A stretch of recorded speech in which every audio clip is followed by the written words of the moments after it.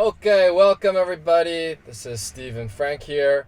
We're bringing you our fourth full CBA game between the Guangdong Southern Tigers in white and the Beijing Royal Fighters in purple. This is the number 1 and number 4 teams in the league heading into this matchup. And we see that Yi Jianlian comes off, wins the tip for Guangdong, and sets up a play between him and the foreign player for Guangdong, Sonny Weems, who some of you may know. He played in the NBA briefly with the Toronto Raptors, and I believe he stayed with the Phoenix Suns for a while, as we see the slow motion replay of him trying to connect with Yi Jianlian on an alley-oop. And as we get into this game, we'll see that Yi Jianlian is physically, I think, heads and shoulders above the other players in the CBA, so we will probably see him doing some more damage under the basket. And as Yi hits his first free throw, Steve, maybe you can tell us a little bit about the history between these two teams. Yeah, so, just in terms of this season, the Guangdong Southern Tigers are the number 1 team in the league. Their record, is they basically have 2 losses this season. It's an absurd record, yeah. Yeah, I think 34 wins. And so, they're on pace they're like the Warriors of the CBA right now. And historically, you can really even think about them as like the Yankees. They have 9 championships under their belt. They're by far, the best team in the modern CBA era. And so going into this game, there are only 2 losses this season. One of them has come against Beijing earlier in the year. So this is a bit of a revenge game for the Southern Tigers. Yeah, we see that Guangdong starts off the game showing full court press. Beijing was able to beat that press in the first possession, but coming back, obviously that cross-court pass was deflected into the stands. And we also see, Stephon Marbury, Steve. Stefan Marbury has had a heavy involvement with Beijing. So maybe tell us a little bit about why he's standing on the sidelines. Yeah, so we just saw Marbury. He is the head coach of the Beijing Royal Fighters. We'll call them the Beijing Royal Fighters just to not mix them up with the other Beijing team that we've seen a number of games already. Those are the Ducks. So Marbury actually played for the Ducks for 6 seasons from 2011 to 2017. He won 3 championships with the team. And then in his last CBA season, he actually signed with the crosstown rival, the Beijing Royal Fighters. And after 1 season of playing with them, he became the head coach. Yep, so we could see that just now, Sonny Weems had scored 2 in a row, and in the next possession of the Beijing point guard actually lost his footing, and Guangdong comes back and hits a wide open layup under the basket for a 9-2 lead. And they continue to show this full court press, which is clearly rattling the Beijing team. And it's worth mentioning that 3 of the Beijing's top players are not playing in this game. So it looks like maybe as the revenge narrative that Steve was mentioning earlier, Beijing is just... I don't know if they're throwing up the white flag. We'll take a look as this game goes on, but it certainly looks like without Kyle Fogg and their 2 best Chinese players, with only Annette Moultrie trying to lead a number of bench players, how this goes. But that was a nice pass from Beijing's guard to Moultrie, who lays it up off the backboard for 2 points, and they're staring down a 4-9 deficit as Yi Jianlian controls the ball up top and immediately passes it, I guess, a little bit behind his player, number 20, Ren Junfei, and loses the ball out of bounds. Yeah, I think that's also one of the big storylines with Yi Jianlian tonight for this game is he's about to hit a historical milestone here in this game. He's on the cusp of passing and becoming the number 1 scoring leader in the history of the CBA. At some point, he will get those points, and we can talk a little bit more about it. But I'm sure as our audience is familiar with him and his, couple seasons in the NBA with the Milwaukee Bucks and the New Jersey Nets, coming out, he was the number 6 pick, and there was a lot of expectation for him. I think at some point in this game too, Frank, we should maybe talk about his success in the CBA and why that is versus the NBA. Yep. So we saw a couple of actually pretty possessions from Beijing side. There was a backdoor cut and a big or high-low pass to lead to a good easy layup under the basket. And then for Guangzhou, I think they're kind of going into like a defenseless situation. And in terms of their defense, we could see that they're depending on Yi Jianlian's ability to protect the basket a lot, as their guards are aggressively attacking the ball handlers out on the perimeter. And coming back, when they attack the defense from Beijing, there's nobody to protect the basket, so they've been getting easy layups. And when there's collapsing defense, then they're able to kick it out for three-pointers. So this is the general observation for the game flow so far. With 8 minutes and 34 seconds to go, there's a 13-8 lead for Guangdong.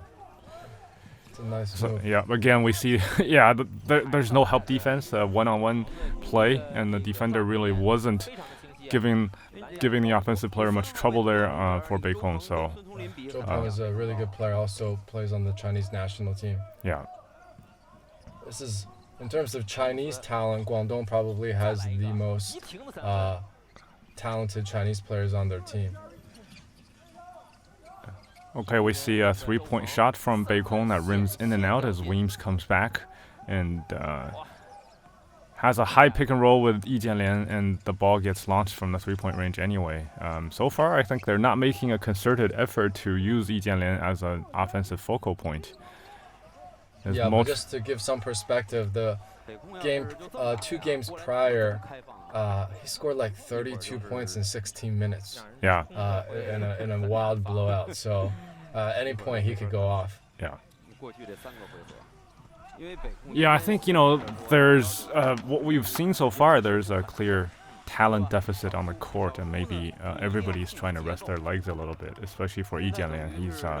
He's still running the floor, but he's not really necessarily attacking the basket as hard as the other players are doing. Yeah, I think this is for defensively for the Royal Fighters. This is going to be a tough matchup. And here we look at a shot of Du Feng, who's the head coach for the Guangdong Southern Tigers. He played for them for a number of years, about 12 or 13 seasons. Their general manager, Zhu Fangyu, was also like a long-time Guangdong player. So there's a really strong team culture and legacy throughout this team. Yeah, I think, we can take this opportunity to get into the CBA a little bit. Compared to the NBA, obviously NBA teams are valued businesses, right? If one owner decides he wants to, if one owner decides to sell, there will be several new groups of financiers looking to buy, but the CBA is not quite the same. We've been covering successful franchises so far, as we see Sonny Weems hit another three, the second of this game for him. A lot of these Chinese teams, if they are, we'll get into the histories a little bit as we cut into this timeout with Guangdong leading. We come back immediately to Guangdong forcing another turnover in the backcourt and another easy three-pointer. As mentioned before, this is maybe a bit of a talent deficit here on the court. Look at that extremely aggressive defense and the relative inability for Beijing to break these aggressive presses, but they manage this time and get a wide open three-pointer on the opposite corner. Yeah. That misses, unfortunately, as I believe. That's a decent opportunity for Beijing. Yeah, the final shot itself is a quality shot. The path they took to get there looks fraught. It looks very frustrating, very painful. I'm surprised that Marbury is able to stay calm. It's kind of crazy to just even Sonny Weems. I think his athleticism, even at his age now, he's like in his mid-30s. His length, it just like really bothers these CBA players. You can tell, and I think it's smart when you have a guy like Sonny Weems on the wing and on defense to do the press, because he does really bother the. Oh, there you go. Yeah, see? Another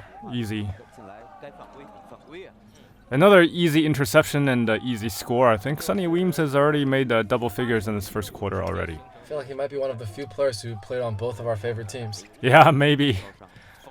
What do you remember about him from the Suns days? Pretty much nothing. He was a bench warmer, unfortunately. We had a lot of hope for him, but he was really not able to make much of a difference. Hope was probably the key word, because I remember like when he played for the Raptors, I think he was even really young then, and there was another young athletic wing, and they were supposed to be the future of something. I think it was the three of them, because I vividly remember when Weems was signed by the Suns, somebody posted a photo of him, this other guy, and also DeRozan, the three of them together with a hopeful new stars for the Raptors. Terrence Ross. Maybe. But I don't didn't remember. pan out. Yeah. So we see Yi Jianlian getting fouled under the basket, one of the only times they force-fed him in this first quarter. And going back to the previous possession, by Beijing, we also saw a pretty open I guess, wing long two that completely went airball. That I think these Beikong players are definitely frazzled, if nothing else. Yeah, Weems was the second-round pick in 2008 out of Arkansas, and he actually played on some really good EuroLeague teams before coming out to the CBA. Yeah, he is clearly a very athletically gifted player, and for him to play against these Beijing players, his ability to control his body to rise above them, it just feels like a varsity team playing JV right now, unfortunately. Yeah. So we see a 27-8 lead with 5.5 minutes left to go in the first quarter, and Beijing continues, or let's say Beikong, continues to have trouble getting past the half court. Stefan looks amazingly calm. Yeah. On the sidelines. Yeah, see, another over dribble ending up in turnover. That's a But walk. the Guangdong player traveled. Actually, maybe it's worth mentioning that actually Guangdong is missing a couple of players itself. There's starting guard Zhao Rui, who this is more relevant for the pandemic situation. He, because of unbeknownst to him, he worked with a live cast host who didn't have like a green clearance in terms of the virus testing. Yeah. And that violated the CBA policy to the point where he was banned for 3 games or fined, I think 10,000 RMB, which is nothing, but he had to sit 3 games, and this is the second of those 3 games. Yeah, I really like Zhao Rui. I met him this summer at Summer League. Really nice young guard for the national team. So that's what we talked about 3 of them already before, with Guo Ailun and Zhao Jiwei. And Zhao Rui is one of the other guards, a very promising young guard for them. Yeah.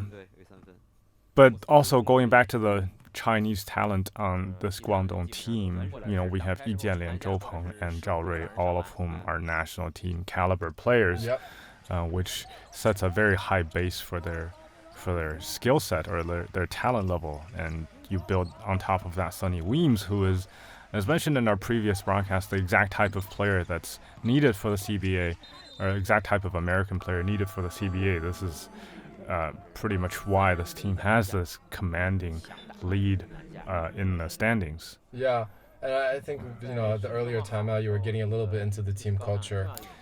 Yeah, so, if we look at the CBA, it has 20 teams, and this year they have 46 regular season games. I believe in the past they have... there have been cases where there were only 30-something games. There were cases where there were 50-something games. This is not a league like the NBA where, you can clearly demarcate the periods when there was the 82-game season periods and the 78 and before that, right? This is kind of like the very early ages of the NBA when, this is almost a money-losing proposition where a lot of brands are sponsoring them in terms for the marketing value, not so much for the business value. And therefore, if a CBA team is about to fold, there are not a lot of other financiers waiting in the wings to buy the team. And in that regard, as Steve mentioned earlier, the Guangdong team is actually one of the best-run organizations in this league. Not only in their success, but also the fact that, some of their most successful players all stay with the organization as a head coach or as the general manager, whereas Beikong was a relatively new team with a very young history, and they really haven't been very successful as a team until the last 2 years or so when Marbury came into the picture. Yeah. And as Frank mentioned, and part of why we thought this game would be interesting is there are 20 teams in the CBA, and this season, 12 of them are making the playoffs. Based on standings, and the way the playoffs work is that the first 4 teams actually get a first-round bye. So what we're looking at here is the number 1 team, and they've got a pretty big lead. But for Beikong, they're fighting not necessarily just for the playoff position, but actually first-round bye. Yes. So that's really important, and we've talked about this a few times now, where it is really tight from 3 to 11. 1 or 2 game difference is all.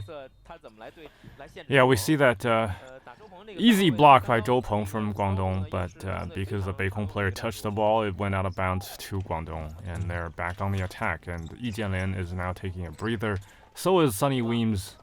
And let's see if Beikong is able to take this opportunity to cut down on this 21-point deficit a little bit. Yeah, it's interesting. I think the point you made about Zhao Rui having to, basically get fined and sit out a few games because of, within the quarantine room, some quarantine rules, some illegal contact or interaction with another sort of unverified or undiagnosed human being. So it'd be interesting how the NBA does something similar. Yes. Even today, Dame Lillard, said like he doesn't expect every single player to follow all the rules. Yeah. Right, and it'll be really interesting just to see how the NBA observes the CBA and may take away some of those early lessons. Yeah, I think in terms of the discipline that the CBA is expecting of its players, that's something that that's very unlikely for American players. But the length to which the CBA is going through is definitely interesting guidance, right? I think they divide everybody into 3 classes. The green class is people. Let's just jump into this after. Yeah. So we come back to the game action, and Beijing continues to face an aggressive full-court press as they actually break it reasonably well this time and force a foul on Guangdong as their big man attacks the basket. Just to go back to what we were talking about in terms of the quarantine efforts in CBA, there are 3 classes. I don't want to say classes of people, but classes of health status. Yes, exactly, health status. The green, basically everybody that walks around these facilities will have a card with their names and photos on them, and 3 different colors. The green color is people who've undergone the strictest of quarantine measures, and they are free to basically talk to each other and to interact with each other. And then the yellow class is people who have taken some, some precautions, but they're still allowed to go in and out of the area. So the CBA cannot guarantee the validity of their full health situation, but because they understand that they are part of the situation, or let's say this bubble, I guess the CBA trusts them to be more careful. So these people are able to go in and out of these spaces, but the interaction between them and the players must be limited and monitored. And then there's a blue class of people who just nobody knows where they've been, and different rules are set up for different classes of interaction. And in this case, because Zhao Rui sat next to a yellow card person without his mask on, he was fined. Yeah, and I think those are the right safety precautions. We'll see what happens once the NBA season starts, and there's a lot more. Generally speaking, there's just a lot more freedom for the players, the NBA players, right? Yeah. Even in Orlando, for these Chinese players, their lifestyle is highly regimented and limited, especially during the season. So, they're a little bit accustomed to this, and so I think it's also easier for the CBA to control the players' health status. Yeah, we see a long wing 3 from Guangdong to push the lead up to 25 points. They've actually tripled the Beikong score so far. And 4 players in the backcourt forcing this trap, and 1 center dropping back, who this time was not able to protect the basket. So Beikong puts up a layup. I don't know if Frank, have you noticed anything in particular about the Guangdong offense that makes it so efficient? I would say at this point it's hard to evaluate because they just seem more talented. All the shots that they put up, I mean, that last wing 3, it wasn't a particularly quality shot, but it went in. It's at this point they are better at pretty much everything, and I think they've really affected the Beikong players' confidence level, and that may be the key to this game so far. But even if you look at the lineup they have out there now, none of the starters are in the game. There's no, at least for us, recognizable players, and yet the system seems very efficient, right? The players are very decisive. I mean, it's a bad pass there, but he knew what he wanted to do, right? And I don't think it's just a talent level thing. I do think that, as you talked about, is just that this team culture and system is very, very strong, and it's very very obvious. Yeah, I mean, that last play is maybe another indication these Beijing players are not used to real pressure situations. These Beikong players, the basketball is basically a hot potato right now, and everybody can't wait to get rid of them. There's nobody that's stepping up to say, "Give me the ball, I will make something happen." And unfortunately, the one a player with NBA experience in that Moultrie, he is a power forward center type, and he's not going to help you bring the ball up from the backcourt. So they're having all sorts of trouble right now. Yeah, they actually have a very good point guard, Kyle Fogg, out of Arizona, on the team, but he's actually not playing in this game. I don't know if that's a strategic decision, because they also have two other players worth mentioning. One is Sun Yue, who played for the 09 championship Lakers, sparingly, but played. Yeah. He also is sitting out this game. And then Beijing had actually the number 1 pick this year. We'll get into that a little bit later when we talk about the history of the team. But he's also sitting out in this game. So, part of me looking at how Marbury standing on the sidelines, I think, he's abnormally calm, and maybe he purposely is resting his, 3 key guys and giving some other guys some run. Yeah. It looks like what it is. And the only question I would have in that situation is why isn't he resting Moultrie?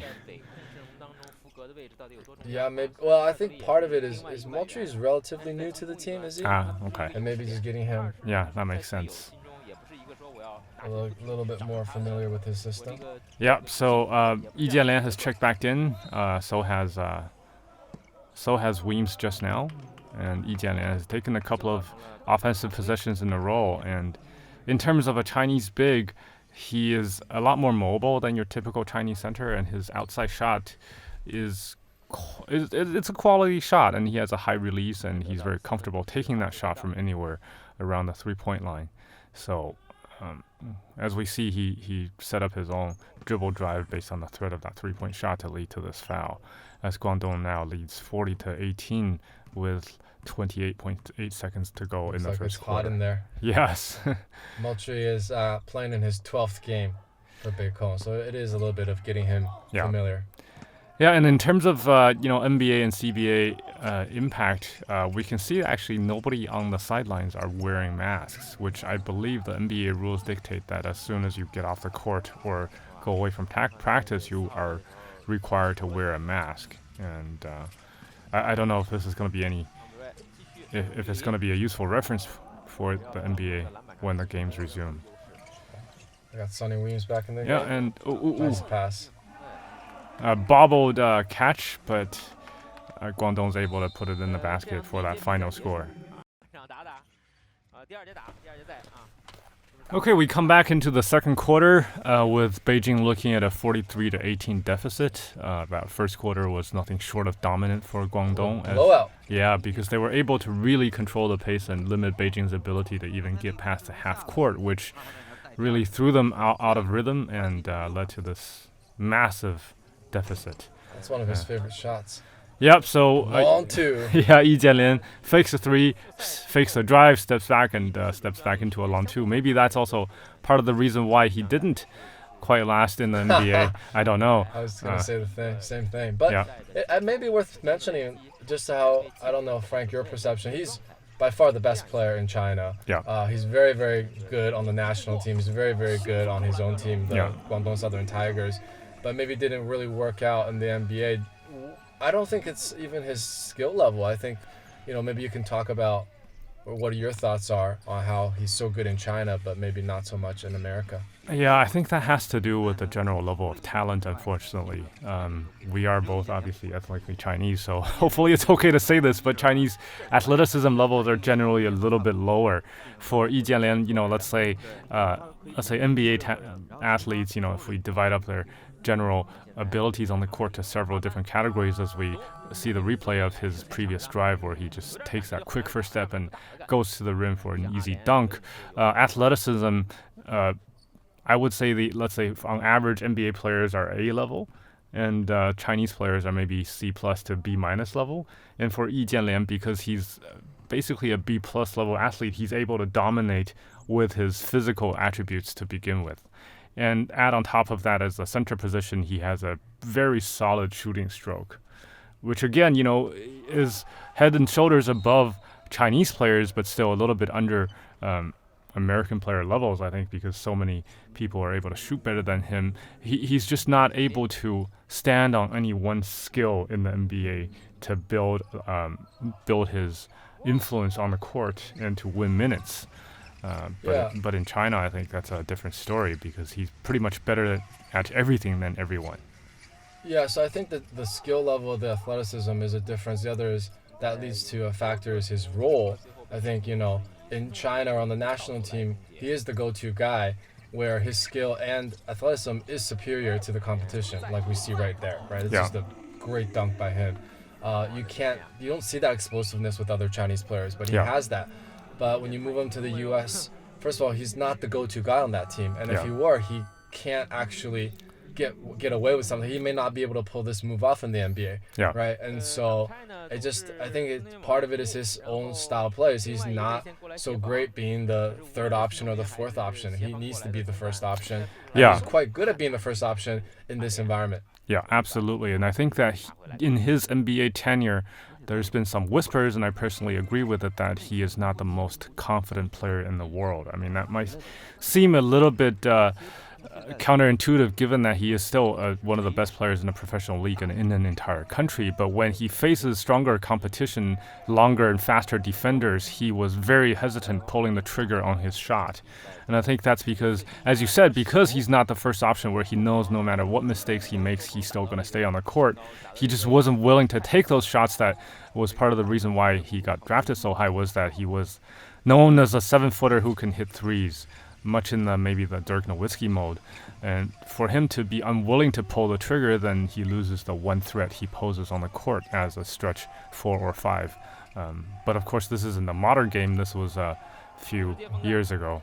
Sonny Weem wrecking havoc on defense. Yep. I actually really enjoy watching him play. He's, it's been a long time since I've actually seen him play, but not just on defense. Obviously, we've just seen his long arms and athleticism, but on offense, being a really good facilitator, like right there. Yeah. I'm surprised by his guard skills, actually. Yeah, I think again going to the skill level, right?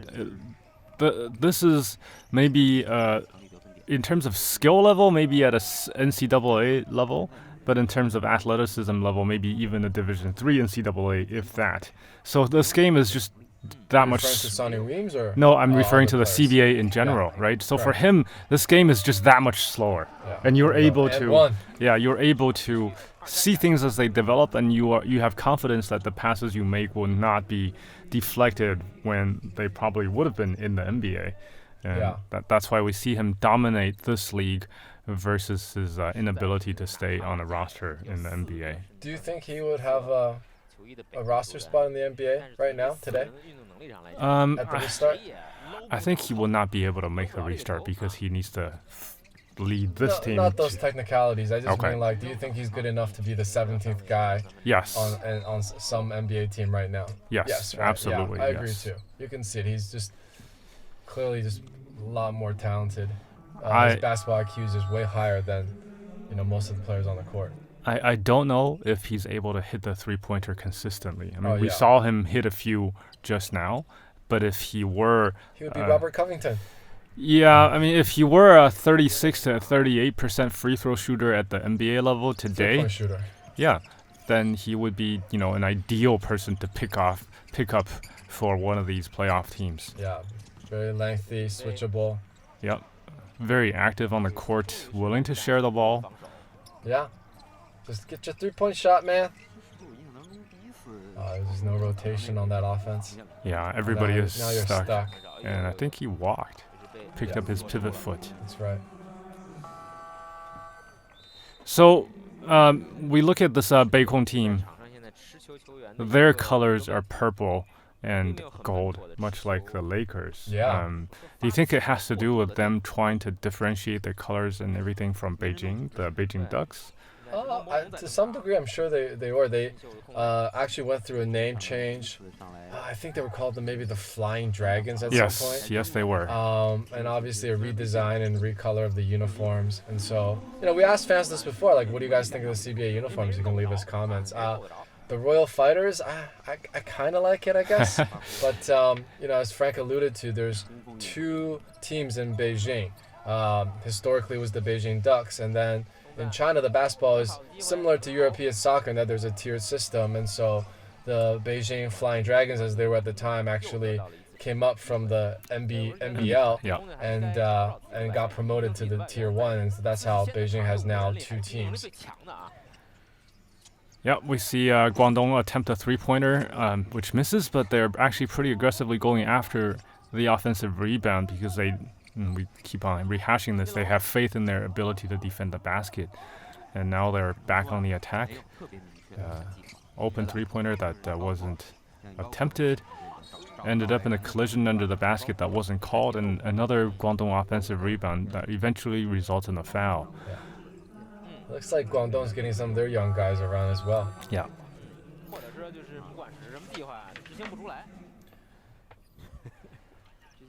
So in terms of this relegation system, I don't know why they eventually went away from it, but actually it is quite interesting. It gives some of the bottom dweller teams the incentive to keep playing. Yeah. And, given the recent trend towards tanking in the NBA, I actually kind of wish that there were a similar system, but obviously that's impossible because I think these NBA teams are too well established, too connected to their respective communities and fan bases for them to go up or down into a different league. Yeah, and there's no second league that has that kind of talent, right, that's close to the NBA. So yeah, it'd just be really, really hard unless it became a truly global league and you said, the top Euro teams, can. Even then, it's still probably a difficult competition. I think in that case, logistics definitely comes into play, right? The NBA keeps talking about putting another team in a different country, but other than Toronto, really, we haven't seen Mexico City. Yeah, they talk about Mexico City, but again, if we talk London, everybody will be worried about the travel time involved, even if they're all flying in private jets now. It is tough. I mean, just having spent some time with as media covering the NBA. Especially during the playoffs, those East Coast, West Coast trips, just exhausting. So I get it. Like, especially where your body is so important to your performance, like those trips take a toll. Yeah. And just now we saw Net Moultrie hit a baseline 2-point long range 2, and the score is 55-25 in favor of Guangdong. I mean, 30-point lead. Yeah, it was a 29-point lead in the first quarter at the end, so it looks like the second quarter so far has been, if you want to call it that, competitive. At least the scoring has been close, as Zhou Peng stands at the free throw line and misses the first of 2 shots.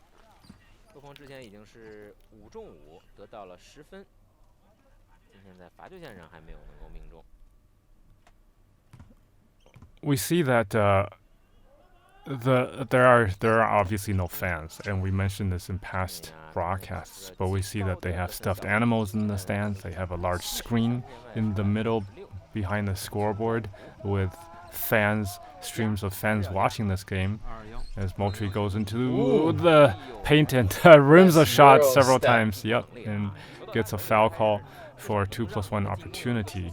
Yeah, Moultrie was the first-round pick by the Miami Heat in 2012 and got traded on draft day to the Sixers for Justin Hamilton. Oh, wow. And now they're both in China. Yeah. That's the coincidence there. I guess Hamilton is not in China at the moment, but was playing in China earlier this season. Yeah.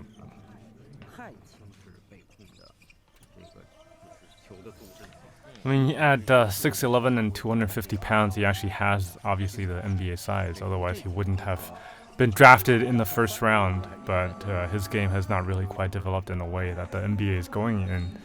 Yep. We come back into the game action after the timeout, and we look at actually one of the few trips where Beijing was able to bring the ball up without a lot of interference, and that immediately results in a set play in the long three-pointer. And they're able to stop Guangdong on their first drive to the basket, but they couldn't protect their defensive backboard, and Guangdong gets another attempt at the basket and a foul call and 2 more free throws. As the second quarter action becomes a little bit more balanced, a little bit more competitive, is this why, Steve, why this game was actually worth watching? Given that this is, a number 1 and number 4 teams, we obviously did not expect such a huge deficit in terms of performance and talent. Yeah, I mean, part of the deficit is because, like, as we mentioned, Beijing is without some of their top players, and Sure. it sounds like, or it looks like, it might have been a strategic decision. I just remember, forgive me, I just remember the first time, or maybe the one time Pop sat 3 of his starters Yeah. in Miami and still almost beat Miami, setting Yeah. up this whole, our scheduled rest debate in the NBA. That's just very. Exactly. But here in the CBA, obviously, we don't have the same sort of results because these players, when they are stars, they literally go 40 minutes a night and get all the touches, and the Yeah. second tier players don't have as much experience and composure.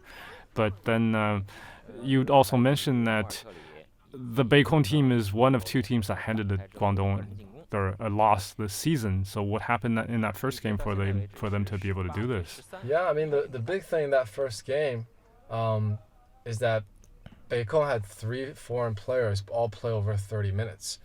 And the reason they were able to do that is because they finished last the year before. So the CBA has, for a long time, had a rule that if you're one of the bottom 4 teams in the league, the next season you get to play with an extra foreign player. And that's a huge advantage, and they've been tinkering to modify that rule because one year the Sichuan team went from last place to first place. Yeah. Basically, I wouldn't say exploiting, but they just took advantage of what the rule was. Yeah. And after that, I think a lot of fans were kind of upset. And actually, we're seeing a similar story play out this season with Beijing. They were last place the year before. They got the number 1 pick. They drafted a really nice, young, talented kid out of Beijing University, and they signed a couple of foreign players, and they're the 4th place team in the league right now. Yeah. And yeah, I think it was a huge advantage. But as we were discussing earlier, off the air, it sounds like that for the restart, that rule or that advantage is no longer there. Meaning you have to play like everybody else. You don't get that extra player. Yeah, I think this restart definitely sets the stage for Guangdong to maybe get their 10th championship because they actually have Sonny Weems still, and they still have obviously Yi Jianlian leading the charge for their team inside. Beijing on the other side, we saw Annette Moultrie with a beautiful cut to the basket for an N1 dunk. I would be interested in watching Kyle Fogg play, and that was I mean, he was a big reason. He had, I think 38 points and 10 assists in the last time they played. Moultrie wasn't on the team then. Their big was Jason Thompson. Yeah. And who played well also. So I agree with you though. I think Guangdong, they're probably the team in the CBA least dependent on their foreign import, right? Yeah. And I think earlier in the season they also had Marshawn Brooks. Yeah. And I think having Sonny Weems helps, but when everyone else is really dependent, they have go-to scorers, go-to defenders, multiple options on the Chinese roster. So basically, they're both talented and deep, I think is what you're saying. Yeah. It's like Golden State in the time when Barbosa and Iguodala can come off the bench and help them win games. Yeah, a little bit. But I like to compare them to the Yankees a little bit in the sense that obviously the championship pedigree, but just like the talent, not just at the big league level, but also in the minor league level. Yeah. Right. That the rich somehow just keep getting richer, right? Yeah, that's definitely a great point. If we look at their lineup, right, there are several 30-year-olds. Everybody else is below 25, so there's a pretty good balance. And the 30-year-olds include Yi Jianlian and Ren Junfei, 2 of their starters. Zhou Peng as well. So these are the top 3 players on the Chinese side. Yeah. The rest of them are all under 25. Yeah, we're seeing some of those guys now. And this is even without Zhao Rui, who's one of their top young players.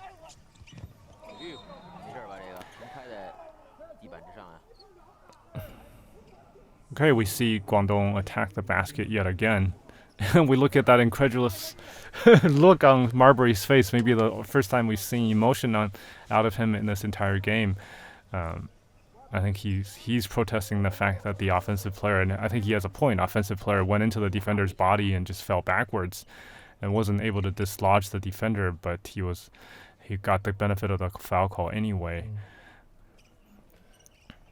Stefan. Yeah, I think definitely the officiating in the CBA can be inconsistent at different stages, but it's not going to explain a 33-point deficit. 34 after that free throw. I mean, Beijing putting aside the fact that they're not able to get past half court, a lot of times their defense has just not been there. I mean, they're allowing Guangdong to put up 17 points with still 4 minutes to go in the quarter. Yeah. In the half, excuse me. Gotta control the rebound. Yeah. I think I would very much, I think, be a different game with Kyle Fogg running point for Beijing. I don't think they could get away with so much of this full court press. Yeah, I agree. I think given that Beijing just sat three of their top players anyway, I think this is not a game that they had designs on to win. So again, maybe we'll do their team some justice by covering. Ooh, look at that desperation three-pointer go in for Beijing. Yeah, that was nice. Yeah, but we'll try to do another game in the coming weeks to see what their true talent level is at. I want to see this pick and roll here. Yeah. Oh, he didn't roll. He did it awkward. Yeah. I'm not going to roll. But they end up with a three-pointer anyway from the corner off of Yi Jianlian pass. Yeah. Number 3 is a 21-year-old shooting guard, 6'3", Hu Mingxian, already averaging 10 points a game in the CBA. It's very, very good. Yeah. Ooh, see Beijing come back with another, answers back with another three-pointer. And now we're trading some baskets, and Beijing is actually pushing towards that 50-point mark, which is, I think something we're more used to in terms of scoring output. As for 3! Yi Jianlian launches a three-pointer off top that falls short, which has been kind of similar to his other shots this game. He has a good motion, but sometimes as soon as his shot comes off, you can tell if his arc is flat or not. If it's flat, it's likely going to be short. And again, I think that's also why he wasn't able to stick in the NBA, because he didn't have the confidence in that shot as we watched Sonny Weems just bully his way into the lane for 2. We cut back into game action, and Guangdong continues with its suffocating full-court press. Sonny Weems is on the ball, and up to this point, he's already hit 9 of 10 shots for 20 points, 3 rebounds, and 3 assists. It's amazing. Yeah. That's a dream stat line, man. That effective field goal percentage is above 100%. I'm still more impressed with the Yi Jianlian, 32 points in 16 minutes. Sure. Like that is, and then just chill for the second half. It may play out this way in this game as well. We'll see. This is a little bit different from what we expected, given that we thought there'd be a full roster on the Beijing side. Yeah. Miss off the top 3-point line from Weems, and Beijing comes back. I guess when they come off a missed shot, they don't need to face that full court press, and they're able to set up, and it results in another 3. So we see that there is definitely some talent on this roster. It's just not able to show due to that incredibly tight defense from from Guangdong. And Weaves gets another easy assist off of a pick and roll action, and they set up. Oh my God. Yeah. Just playing a man among children. Yeah. Yeah, I think it's, Beijing has shown some talent on offense, right? Hitting some threes, getting some nice drives. Oh God. That's a great pass. But I think it's really on defense where they have no answers for Guangdong on defense. Yeah. Nice pass. Yeah, I mean, after the aggressive defense, a lot of these defenders don't even bother coming back, because their expectation also is that either Beijing gets a shot or they will get the defensive rebound and get an advantage on the offensive side. They're just completely blowing these guys out of the water right now. It's a decent pass. I wouldn't give him an assist for that, even if it went in. Yeah. Ooh. No time. And they still make the shot anyway. I think everything is just going right for Guangdong right now. There's no other way to explain this. I think Beijing played decent defense and had enough luck in that possession to dislodge the ball a couple of times, but they still couldn't stop that three-pointer from going in. Number 18 is a 6'7", 20-year-old small forward. You gotta like that. Yeah. Hitting the 3 under pressure. Yeah. I think his teammates love it. Yeah, I'm actually almost quite certain Suwei, the backup center, is also on the national team. At least maybe when they ran the red and blue teams, he's one of the larger 20-man roster. Sue is number 12 for the white team. Yeah.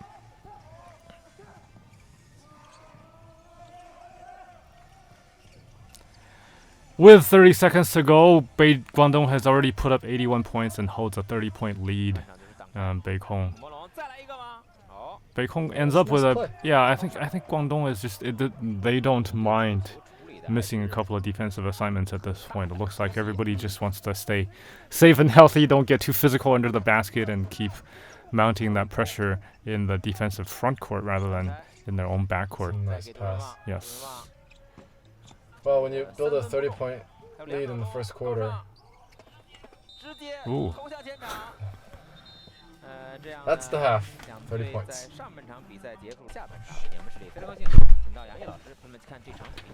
And we start back with the second half. Beijing staring down a 28-point, Beikong staring down a 28-point deficit. Weems takes the first shot for Guangdong and misses long. Moultrie grabs the rebound and comes up the court himself. Again, with missed shots, it looks like Guangdong is not setting up for that suffocating full court press. And we see a couple of fancy dribble moves from number 23 for Beikong as he draws the foul.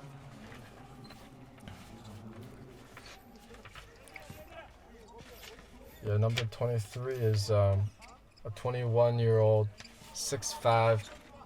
He's listed as a forward, the wing player. Yeah, unfortunately, statistics in China, they're not what we're used to watching the NBA. But let's look. Yeah, it's a nice look, but I think Moultrie wasn't. Maybe his view was blocked. The pass was a little bit longer, and he could not recover in time to take advantage. Beikong was showing a little bit of a three-quarter court press as well, but obviously not enough to really fluster Guangdong. But the entry pass misses. Moultrie makes it to the front court and misses. And Weems just takes the ball out of their hands and delivers a full court pass to Yi. Sloppy. Yeah. Gonna reset this offense. Yes. It's a huge mismatch that he had on him. Yeah, but he already picked up his dribble, which I think is a little bit more dangerous for him going up against a guard.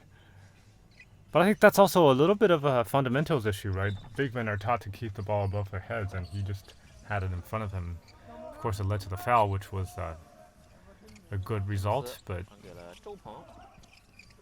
Okay, and good defense. Yep, Beikong jumps in front of a pass. Ooh! Goes behind the back for a wraparound layup, and Beikong is showing some signs of life here in the second half. Yeah, number 23. Ooh, and Weems loses the ball off of the end line, and Beikong is back on offense. See if they can cut this lead to 20. Hey, you gotta start somewhere. It's a little wraparound. Oh, that's a nice move. Yeah. It's a nice move, young man.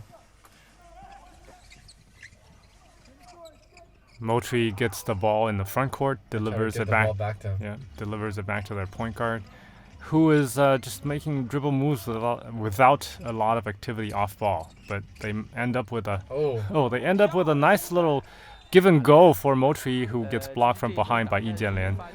But Beikong player touched the ball last, and Guangdong gets the possession back. He had a man open in the corner. One extra pass.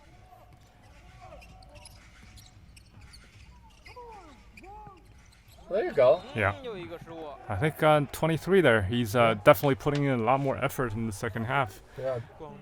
He's only gotten really about 9 minutes of run this entire season. So this is the most minutes he's played all year. Marbury going deep into the bench, give some of the young guys some experience. Yeah. As we see, he's picked up 8 points, one rebound, and... That's not him. That's Hu Minxuan. Okay. Hu Minxuan is the young guard on the Guangdong. Okay. Yeah. Excuse me. But I think this is kind of understandable when Beikong is running all of its really, really young players, right? That when they face a more experienced and more talented team in the first half, they completely lose their composure. And I imagine Marbury during halftime would tell his players, look, you are already down 30 anyway, just play like yourself. Don't worry about putting up a certain performance. And now we see these guys playing up to their actual talent level a little bit. 易建联啊，并不是在北控已经形成反击，并且掌握球权就形成反击的情况下。So I think there was a review on whether or not that was a clear path foul, and it was ruled as a regular foul on Yi Jianlian, and Beikong is getting pressured. Where's this noise coming from in the arena? Maybe just teammates. Okay, That's there was cool. a flop, and big man taking that shot over a much smaller player. That misses, but Moultrie gets 2 more attempts at it before Guangdong finally secures the rebound and gets back with Sonny Weems, who takes it by himself but misses. I think as the second half plays out, one of the things to look for is Yi Jianlian's personal achievement in terms of becoming the CBA's all-time scoring leader in terms of total points. And I think some of his teammates are probably also thinking that. Yeah. And so we'll see if they look to get him on the ball a little bit more so that he can reach this milestone. Yeah. That last pass, I think that's inexperience and just lack of chemistry between these teammates, as we see 2 trailers running in pretty much the same position, neither really expecting the ball, and the ball handler just dumping it off last second. Ooh, and yet another example of this. Yeah. The cut is there, but the pass is way above our young number 23's head. Yeah, we're gonna call him Xiao Wang.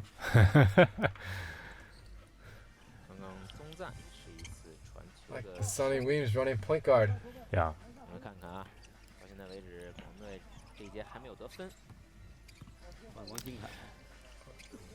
And that's why Sonny Weems is not the point guard. Yeah. He's I can kind of understand, right? When you are the best player on the court, or at least much better than any of the defenders, and you feel like you are able to Yeah, but I would at least pass the ball once. Sure. But, you know, rather than take a step back, long range too.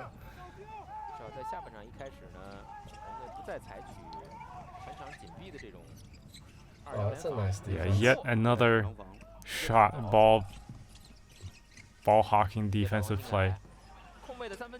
But so far, Guangdong actually has not been able to put a point on the board in the second half. They're still stuck at 81. And now Weems dumps the ball off for a wing 3 that goes long, and Yi Jianlian shows his length, but couldn't control the offensive rebound. Beikong gets back on the attack. Moultrie takes a long 2 that actually finds the bottom of the net. Yeah. Squared up, set his shot, and you can bury that. Weems holds the ball, runs a high pick and roll with Yi Jianlian, who doesn't really get the ball back. They're not particularly force-feeding him this game. Yeah. But maybe because he is facing Moultrie, one of the better defenders on Beikong. The Guangdong 3-pointer goes long again, and Beikong comes back with the ball. Sets up for a bit of a dry spell for both teams. Ooh, a very long 3-pointer off the top of the key. Beikong pulls the trigger. Yep, and there we go. Deficit is down to 21. This would be a disaster if Guangdong lost. I can't see it. I'm sorry. There you go, Zhou Peng. And Zhou Peng's shot off baseline corner 3 goes long. Oh yeah. Oh, Sonny Weems comes in to save the easy layup. Stuffer. Yeah. I love it. He's got steals, blocks, assists. What else you want from him, Frank? How about a couple of windmills? Yeah. Ooh. I like it. Yeah, I think this goes back to experience again, right? You would expect that with the several white jerseys behind you, somebody's going to try to take a swipe at the balls. And you still have Moultrie, whose man came up to stop your first layup attempt, and he could have easily dumped it off, but he just didn't quite have the vision. Sonny Weems in the CBA reminds me of Scottie Pippen. He's a little bit more focused on his offense than Pippen was. Yeah. Ooh. A very flat free throw attempt. Very loud clank. Yeah. But if he hits this next one, then that one minor goal of 20-point deficit we would actually hit. Oh, And there it goes. That's great. So with 7 minutes to go, we are looking at an 81-61 game score as Sonny Weems handles the ball, dumps it off under the basket for Guangdong's first score of the second half. Yeah.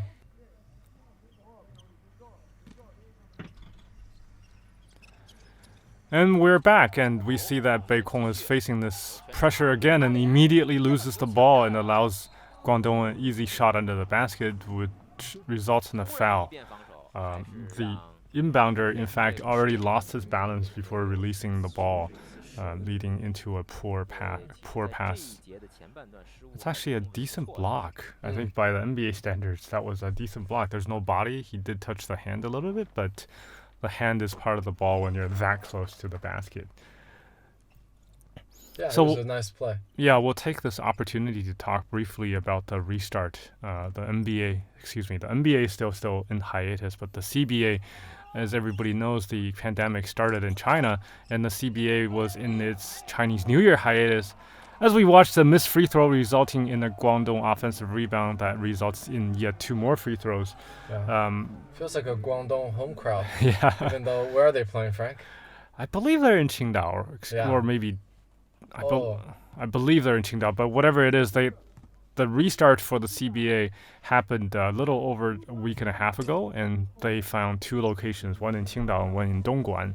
And all the CBA 20 teams are 10 each.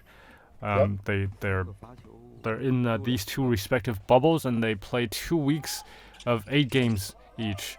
So they would end up completing the regular season of 46 games. And this is a little bit more intensive than these CBA teams are used to, because they typically play 2 games a week during their regular seasons, and now they actually have to play 4 a week with several back-to-backs. And that's actually, hopefully, in my opinion, interesting training for these CBA players. We've lost the video a little bit. Andy. Oh, it's on there. Yeah.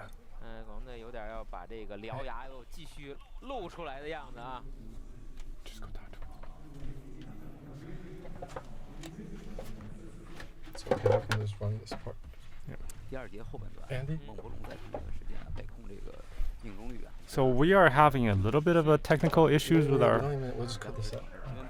Andy?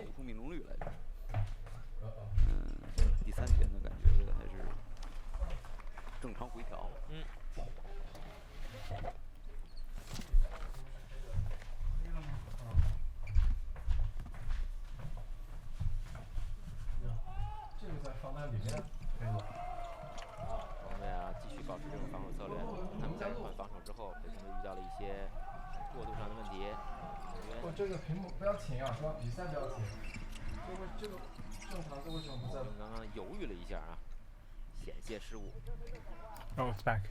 Steve, it's back.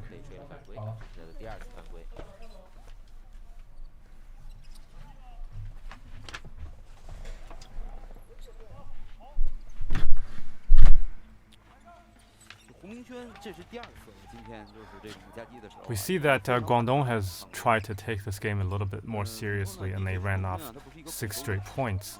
As we were saying just now, the CBA teams are used to 2 games a week, and now that they're playing 4 a week, it's giving them a different experience for sure. And I was also told by people we know in the CBA that because these players are all forced to stay in the hotel except for designated training sessions, they really don't have a lot of physical therapy, and this is being extra tough.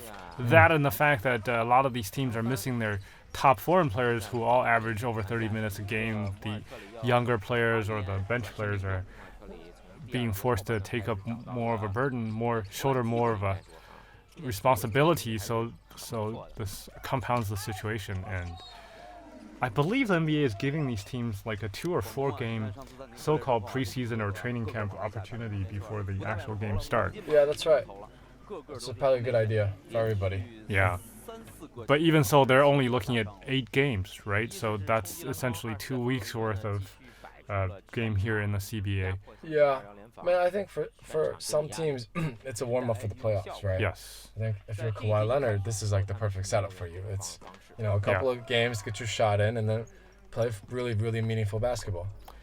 Yeah, and looking at the dominance that that Guangdong holds, even with another 8 or 10 games to go, I don't see any way that they would relinquish that number 1 spot. No, and also number 2, Xinjiang. Xinjiang has actually been playing poorly.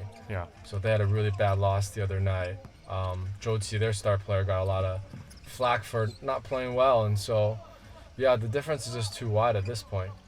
Yeah, so then what are they doing here? I mean, why are they still playing hard? Is there any way we see for them not to be the heavy favorites for the championship this year? No, they are the heavy favorites, and then I think especially with some of the other teams missing their foreign imports, given the pandemic, it's just like this talent level, right? You're really going up against the top squad here. So they won the championship last year. They 4-0 swept Xinjiang. They should be the heavy favorites to win again this year.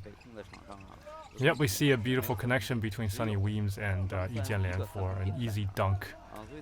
And Yi is just not making his way out of the lane right now. He's just completely daring the Beikong wing to shoot that 3. Yeah. But part of the, I don't want to say cost, but the compromise that the CBA made in keeping all of its full regular season schedule is to shorten the playoffs. Traditionally, they have had of course, 4 rounds of the playoffs with 3 games, 5 games, 7 and 7 game series. Yep. And this year, I believe they shortened it to single game eliminations in the first 2 rounds with a 3 game series and a 5 game series for the final. So, if anything, I would say if there's any reason why Guangdong is not the champions this year, and it's not because of injury, then they would have to be that single game elimination that they face, even with the first round bye. And for me personally, I would say this gives me more of an incentive to watch the CBA playoffs. Yeah, the playoffs will be interesting, especially after once you get into the 3rd round. Yeah. No, but I think, in this case, the first 2 rounds become much more interesting too because they're 1 game elimination. It's more of like a March Madness turn But you don't even watch March Madness. You don't get to watch March Madness here, man. A little bit. Oh. It's a bad miss. Yeah, an air ball from the wing 3-pointer position. Yeah. Reminds me of myself at that age. Okay, Weems gets double teamed in the corner. The Beijing players aren't really quite recovering. Wow. And Nice Guangdong finish. gets an easy, or not so easy, but pretty finish. Guangdong has a number of really good young guards. Yeah. That's a nice finish for a young guard. Yeah, and they've pushed the lead back up to 29 after getting it cut to 20 a few minutes ago.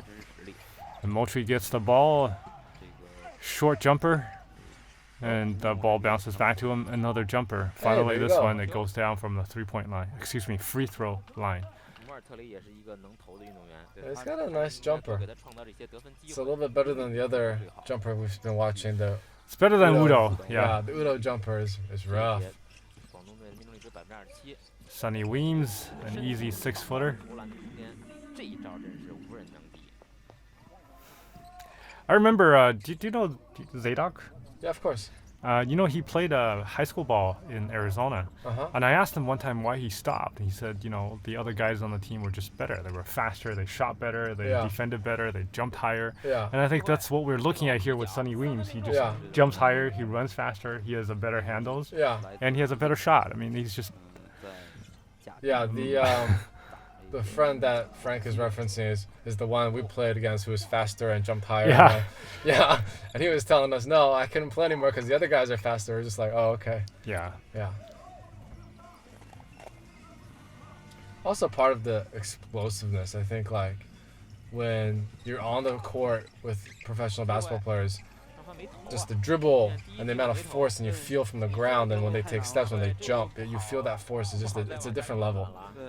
Yeah, and I think that some confidence that was built up by Beikong, especially that young number 23 wing, is kind of gone. As we saw that last possession, they swung the ball around the three-point line probably for 8 to 10 passes, and nobody was willing to take a shot. Yeah. But I guess that's always easier when you're in the transition, looking down the throat of backtracking defensive players as Moultrie takes the ball to the basket and gets hacked. Yeah, I mean, he's having a good game himself. It's I know it's a big margin here, but I actually like some of the stuff I see from Beijing, especially on offense. They've got some talent. I just think, at least in this game, we're not seeing any defensive effort or anything to really stop Guangdong on offense. But if you imagine them with a legit point guard like Kao Fag, and a little more scoring punch from some of their Chinese players, starters. This is a good squad, and I can see how they are number 4 in the Yeah. league. They're supposed to get a first-round bye, so hopefully, yeah. I mean, if I had any takeaways on this game so far, what I could say is that Beijing's ability to set up their offense off of missed shots, right, when Guangdong is not able to have that full-court press, shows some of their abilities, and the fact that Moultrie is able to go inside, outside. He's not, Shaquille O'Neal under the basket, but he is able to maintain his position down there and get into spots for easy dump-off passes, and when he steps out to the 20-foot distance, he's able to take a confident shot and maybe hit at a decent clip, right? So they definitely have offensive weapons. The question is, confidence, really. We see a loose ball foul from Sue, the other center for Guangdong, who at least has some national team experience, and Beijing steps to the free throw line. Again, trying to bring the lead back down to 20.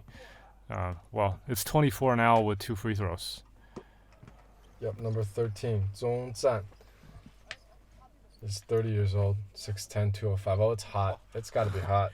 Yeah. We need that, Frank. Yes. It is hot in here. Yes, we do. Yeah, that looks great. I'm jealous. Moultrie sees himself in the jumbotron and laughs at it as well.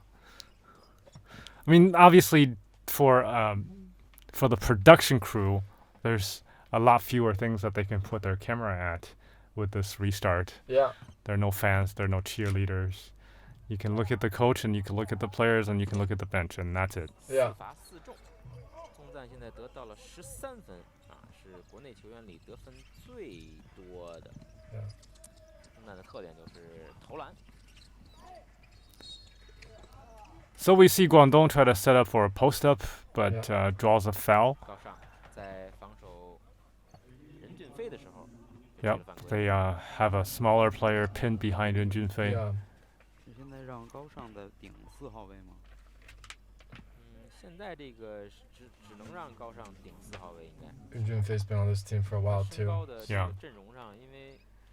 Yes, from this angle we can see that big screen behind the scores table with players, and I've seen that screen scroll people's social media comments as well, and that may also be something the NBA could borrow from. Yeah, I think they should. Why not? It's not a bad idea. Did you see that the NBA is allowing players to put whatever slogans they want on their jerseys? Yeah, but they modified it today. Okay. So, I'm sure they'll go through iterations of this. Yeah. But one of the things you're not allowed to have is names of deceased. Okay. Yeah. So, But it's still a very, I think, progressive thing for the league to do, and they're continuing to take the leadership position among all the professional leagues in that regard, thanks to a friendly relationship between the league and its players' association. Yeah. Ooh. Like MLB and NFL. Yeah. I think the NBA has the advantage of always trying, maybe not the advantage, but the smarter strategy of marketing itself through its star players. Yeah, versus, the NFL rarely ever shows player faces. Of course, the helmets don't help, but I think that's also a concerted effort by the NFL to only show its own logo and image. Shield. Yeah. So there's going to be a new collective bargaining agreement coming up soon for the NBA. You think it'll be dragged out, or you think they can? I think they'll get to it quickly. Yeah. I think there's so much money for the players, and the relationship is good, and there might be some things everybody wants, but like overall people are happy, and Yeah. Yeah, there's just no reason. I can't say the same thing about NFL or MLB though. Yeah. That'll be difficult. Poor hockey. Oh, We there don't you even go. talk about them. Hockey is it's great. The coolest sport Literally. in the world. So 25-point lead. I mean, 23 with 58 seconds to go in the third. Yeah, so I mean, outside that first quarter, when Guangdong blew the lid off this thing, and then started, I mean, you can make different arguments, but at least it's been, the second and third quarters have been fairly even. Yeah. But both teams have probably been running with not their full squad. It's a high-arching free throw. Yeah, we could see Beijing try to set up their attack before they get behind. There you go. Give it to your guard. Yeah, this one is much better executed offensive. Ooh, except that pass got knocked down. There you go. Hit that. Oh, well, good shot. Long off the back heels of the basket. And an easy outlet pass for Guangdong coming back. See, that's unforgivable, right? That's, something as a professional team you should not allow when you are coming back on defense to allow such an easy entry pass. Well, also you have to give some credit to Guangdong. They're like in their offense in 3 seconds. True, sure, but everyone's standing, like good spacing. Of course, but my point is, as a professional team, you might have a talent deficit, but you should never be beaten on effort, right? Have a effort deficit, excuse me. And we see that the big man from Guangdong, power forward, was able to make it all the way to the basket before the Beijing center even makes it past the 3-point line. That's a problem. Still full court press. Yeah. And Guangdong has already broken the century mark. They lead Beijing 101-74 with half a minute to go left in the third quarter. This could be like a full game score for Beijing. Oh, not Beijing, Beijing, the Ducks. Yes. Yeah, 100 points. We haven't seen Beijing Ducks get 100 points yet. Yeah. And Go for the last shot. they force Beijing into a terrible shot, I would say. And Guangdong now has the ball. They go inside to Zhou Peng. Ooh, And leads to a nice drive. I really like this kid. Yeah. Okay, we cut right back into the game action in the fourth quarter. We're actually half a minute in, and we see that Guangdong holds a 29-point lead again, 103-74.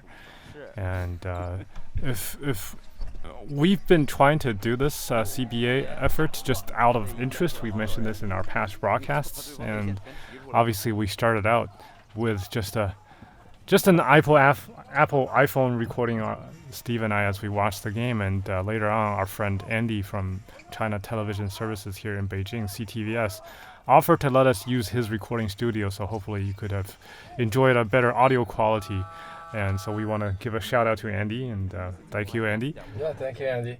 The other thing worth mentioning too is I don't know if everybody always has the time or enjoys these full-length games, but Frank and I have recently also been trying some shorter game recaps, with a little bit of context for folks to understand. And so, check those out if you don't have a lot of time, but you want to see what the action is like.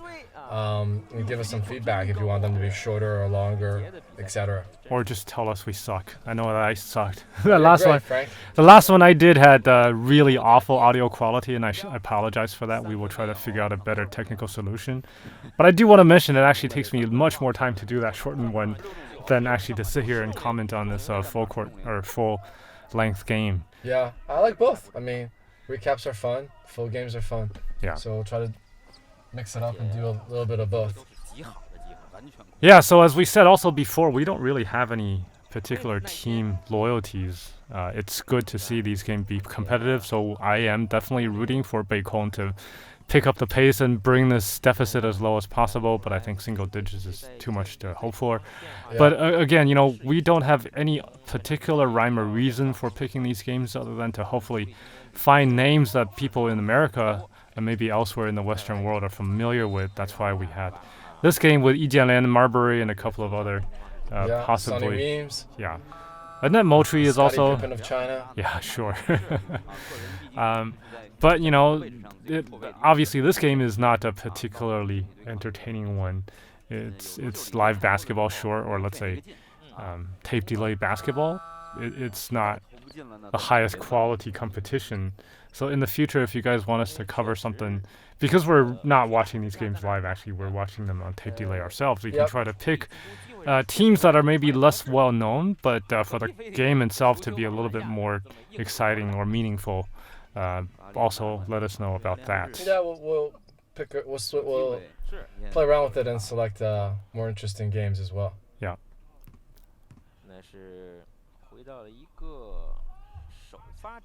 And with that missed free throw, the deficit now is 30 points, and Beijing tries to cut down on that as they get into the front court. Moultrie handles the ball, passes it around the perimeter. A little bit more perimeter play there. And Moultrie tries to cut to the basket, but Sonny Weems gets his long arms in the passing lane and picks up the steal.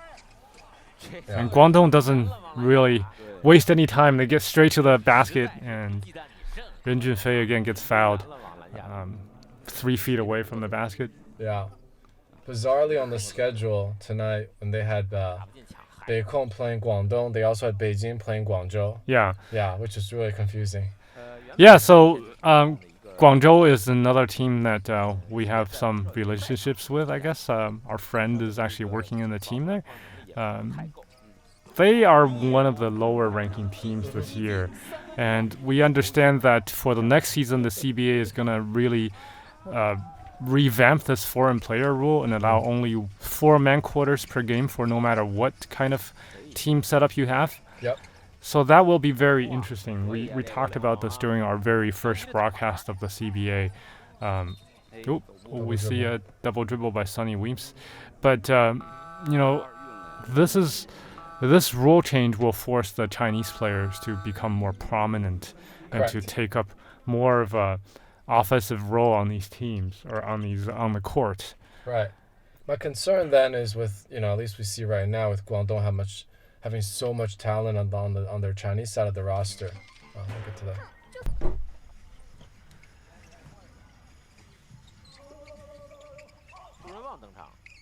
Okay, we're back. Yeah, and Moultrie misses that little in-lane jumper.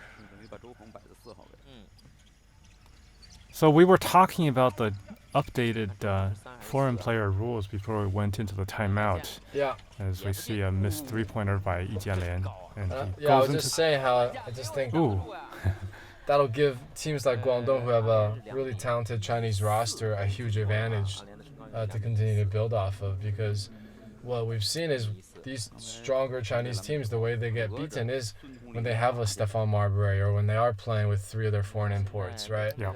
And so, it's going to be an advantage going to the Beijing Ducks and the Guangdong Southern Tigers. I think that's a huge advantage we'll see play out. But the rules change. Every year they seem to change it. Who knows what they'll change it and again in another year or so.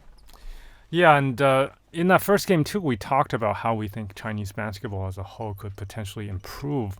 The way I see it, they actually have to play some meaningful games, right? We know that the CBA teams actually occasionally schedule international exhibition play. For example, the Guangzhou Long Lions went to the for the NBA for a couple of exhibition games, one with the Wizards and one with the 76ers. Yep. The notoriety for that game is that was actually the first in-game three-pointer that Ben Simmons made was against the Long Lions. Yeah. There you go, Ben Simmons. That's a gift for you from us from China. Yeah. But, I would actually much rather see these CBA teams go up against some NCAA, if possible at all. I don't think they would ever do that. Yeah, you're right. But I'm just saying, if you're going up... The optics of that will look terrible. I'm serious. The NCAA went to the Olympics, with quote-unquote amateur players for a time too, right? So I think that's... That was like 30 years ago. Yeah, but still, it's... I think the issue is the scheduling, right? Because the NCAA teams aren't really quite together as a full team, and they obviously have practice limitations and everything like that due to NCAA rules. So it may not be possible, but I still would like to see these Chinese teams play against competition where they have much more reasonable chance of being competitive. Yeah. Well, that's why they play in the Asia Cup. And Yeah, sure. actually, a little plug for my friend, but he has a league in Asia that he's been running now for, I think, that's a nice putback. Yeah.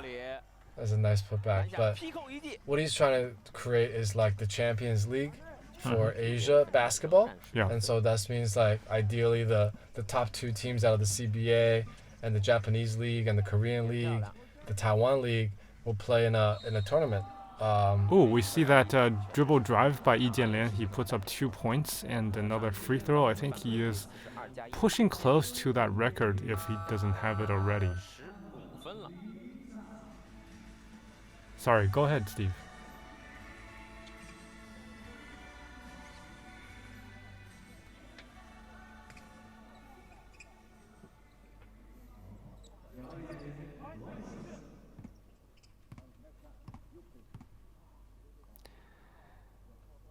Yeah, so we see Yi Jianlian take that free throw to get to 16 points. I believe the 18 is where he will tie the record, and that's probably why they still have him playing in this massive blowout. Well, they still got Sonny Weems out there too. Yeah. So maybe they're just, a lot of their games have been blowouts this season so far, and so, they gotta keep these guys fresh too, right? You can't be playing 16 minutes every game. So getting them a little bit of run with each other is helpful. I think he's hit a couple of those. Yeah.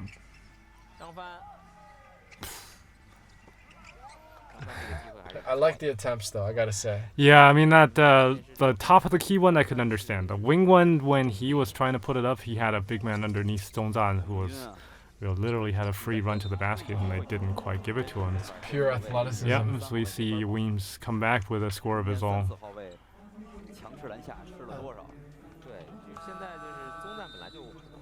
Yeah. It's not even a post-up. He just lifted right off the ground over a smaller player who could barely bother the I'm shot. taller and I can jump higher. What are you going to do? Yeah. I'm sure you've experienced that a lot before, Frank. Yeah, usually I try to push you to the ground when that happens. So we actually also talked about home court size. Guangdong's home court is actually a 20,000 person arena, which is also a sign of, number one, their team's investment into this sport and their success and their popularity in the region. A lot of these teams move around quite often. In fact, the Guangzhou Lone Lions just last year moved to Guangzhou. The year before that, they were still in Dongguan. Okay. Foshan. Okay. So a city within 2 hours drive, but they moved to Guangzhou because I think Guangzhou wanted more sports, I guess, to entertain its citizens.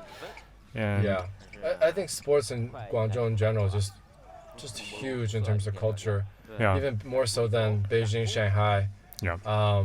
Basketball, man, when you go to the Guangzhou or Guangdong and you see like it's basketball courts everywhere and they're full. And it's really hot down there, as you know, and it's just... But you can also play year-round in that case, right? Yes. And also the fact that for those who are not particularly familiar with Chinese geography, Guangzhou is quite close to Hong Kong. And in terms of just the regions, it's the one region in China that opened up to the rest of the world and was more, I guess, welcoming of foreign culture than the rest of China. And that's also why I believe the basketball culture there is quite strong. It has deep roots, and they have a lot of local talent. I was there last year in July, and I was quite taken away by the street pickup action and how many kids were out there. Yeah. I mean, it's just like everything else, right? China is strong in ping pong because when I grew up, every kid had a ping pong paddle and played in their off time. How's your ping pong game? It's terrible. You just didn't have enough off time, that's all, Frank. I'm just not athletically gifted. Poor hand-eye coordination. I can't really blame it on anybody else. But as we see them try to feed Yi Jianlian again, maybe to get him to that milestone, ball sails out of... Dufeng finds this hilarious. I don't know why.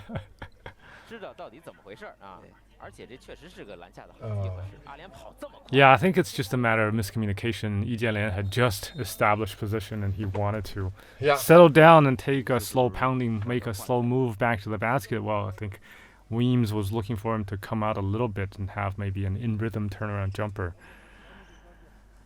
I don't know what they're discussing. Maybe they're going to try to take a look at replays. But see, that scrolling screen, that's them showing social media.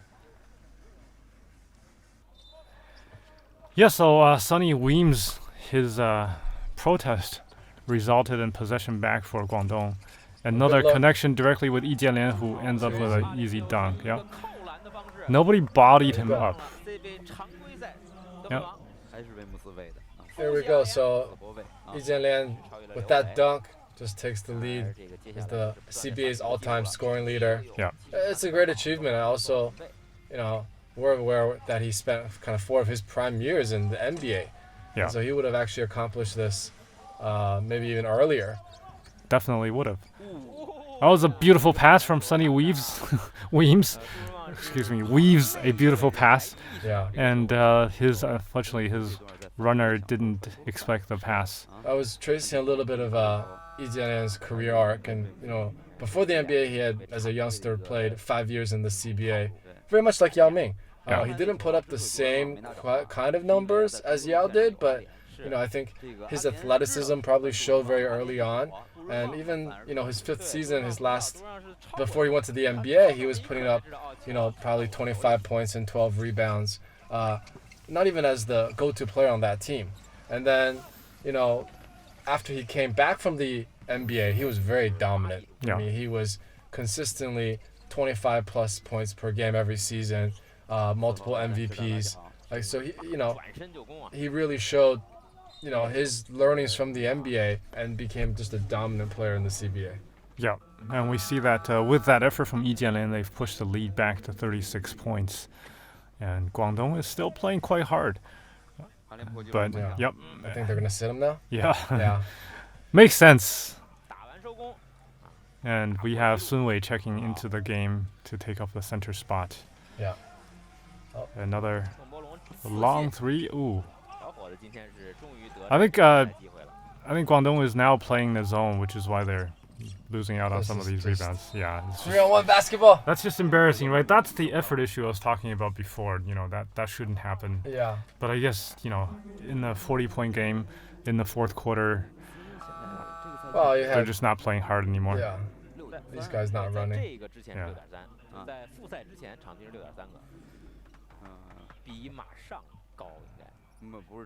不是复赛之前，是今天这场之前。今天这场之前啊，赛季就是6.3，加上复赛。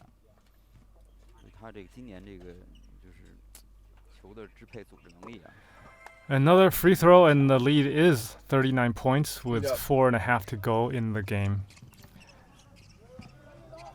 This is am I doing this right? 39-point lead? Yes. Wow. 39-point lead.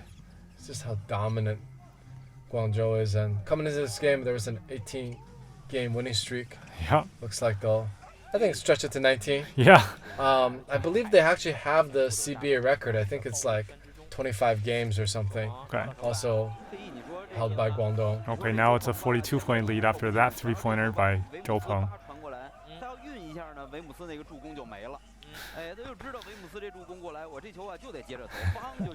The commentators are deciding on Weems whether or not he's able to maybe hit a triple-double this game, I believe. Yeah, I mean, he's going to get the assists. I wonder if is that why they're keeping him in? Maybe, just milestones. There we go, another 3-pointer. Ooh, that didn't go in. Oh, a spin move into the double team. Classic.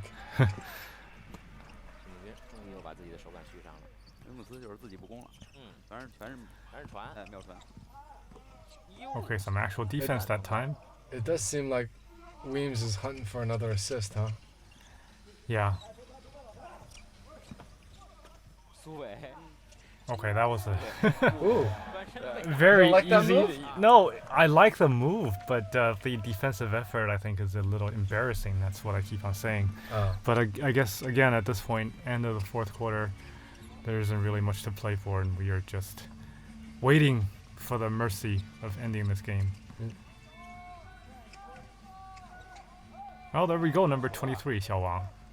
Yeah, so I mean, like this game wasn't quite what we expected, but just for the audience, you know, this is our fourth game. We love the comments you guys have left so far. It's all been very supportive. You know, we're continuing to up our game, but like, feel free to leave us comments, ask us questions. You know, let us know what you want to hear more about. We'll do more of our own research as, you know, we're starting to get more familiar with the league and the players and the teams. You know, hopefully we'll provide in the future even better commentary. And, you know, we want to keep this light and entertaining.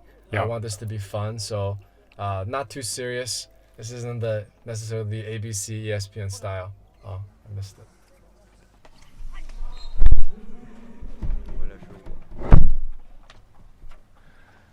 Okay, after that timeout, Beijing faces a 40-point deficit with 2 minutes and 20 seconds to go in the game. Before the timeout, we actually cut it to the Beikong bench a little bit, and we saw actually Sun Yue, who was sitting on the bench in street clothes this game. He's a 6'6", 6'7" small forward who was coming out of China, known for athleticism, and I believe he was actually drafted by the Lakers, and played on their summer league team, and may have played in a couple of regular season games for them as well. And he's another one of those. Obviously not nearly as successful as Yi Jianlian, but definitely somebody who is able to become the building block or foundation of a team in the CBA. Yeah, he's actually listed a little bit taller. He's actually listed as 6'9". 6'9", okay. Yeah. Yeah, these things tend to be a little bit. I guess over the years maybe he has grown, but he's 34 years old now, so he's definitely on the downward arc of his career, and I would be interested in seeing how Beikong would end up replacing him in the next couple of years. Yeah, I think just looking at the schedule for Guangdong, they've got some, you know, they don't have another tough matchup for a while. They've got Bayi, Shanghai. I'm not sure how good Jiangsu is. Qingdao's okay, but I mean, we kind of alluded to this, that they, you know, their 19-game win streak after today, all-time record I think is 25, and so, you know, in a week or two, they might be going for an all-time record here. They might not lose another game the rest of this regular season. Again, given this whole foreign player situation. Yeah. Beikong also has a pretty decent schedule. Sichuan, Tianjin, Guangzhou, Shanghai, and then they play Xinjiang. So, I think, you know, we'll take a look at the schedule and see what other interesting matchups there are. You know, obviously, I think Jeremy's still a very interesting player to watch with the Beijing Ducks. Yeah, I think going forward, we will try to find matchups that obviously have playoff implications, but also are closer in terms of the final score because we're doing this on a tape delay. One thing I'll mention also, there have been some rumblings that these Chinese players change their birth certificates to be younger, right? And so sometimes maybe, you know, we don't really talk about some of these players' performances in the U18 or U16 games because... That's a nice pass. Yeah. Nice pass. That's why you are a national caliber player. Yeah. I think there are some rumors that Yi Jianlian is actually 3 years older than what's listed. Yeah, for sure. I don't think that's a rumor. I think this is something people don't.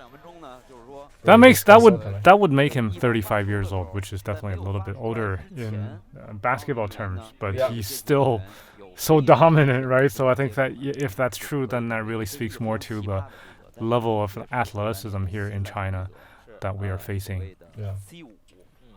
That kid looks quite young. Yeah. 有一场比赛，伊朗就是因为被吹了这么一个 C5，最后直接造成的输了啊。我印象很深。说这个。Yeah, unnecessarily aggressive with 2 minutes to go on an inbounds play. That results in, I believe, what they call an unsportsmanlike foul. So, 2 shots and the ball back. 但是呢，这个新的国际篮联的规则呢，有时候就是这样。But it's okay, they still lead by 42 points. Decent ball movement, but the defense was also there to recover. There you go. They're not doing anything with the... He's got to go straight up with that shot, though. I don't know. The fadeaway was a bit unnecessary. Yeah. 就是不能碰，是吧？ Okay. 苏伟再来一个，1+1。苏伟现在篮下连续打成3记。I think it's good for these young players, you know. Even though we kind of wish the fouls are a little bit unnecessary, but you know they're out there competing, they're getting an opportunity to play. Yeah. You know. The point is improvement, right? For them to sit 3 key players, the rest of the team getting this exposure, they need to build on this. I don't know if this ends up being a playoff matchup in the 3rd round or not, but you know, I just think it's not a bad move by Marbury. Easy flat-footed block by Sue, who was I think around 7 feet, and the offensive player catches his own shot, except he stepped out of bounds. Yeah, Beijing doesn't look that sad losing this game in a blowout. So yeah. Shoot that. No, but that's like Sue really has no range, so I think that's. You're too used to the NBA, man. Yeah. Everybody can pull up from Carl Anthony everywhere. Towns right there. Yeah. Kristaps Porzingis right there. That was Dwight Howard, and you don't want him shooting that shot. Well, he's hit a couple this year. Yeah, I remember. It's been like, no, yeah! The classic. No, yeah! Or Andre Drummond. He's been practicing those too. Yeah, he's been hitting it at like a 22% clip, so that's an issue. Yeah. What do you think about Cleveland next year? He's already re-upped. Oh yeah, I don't think anything about Cleveland next year. They're off my radar.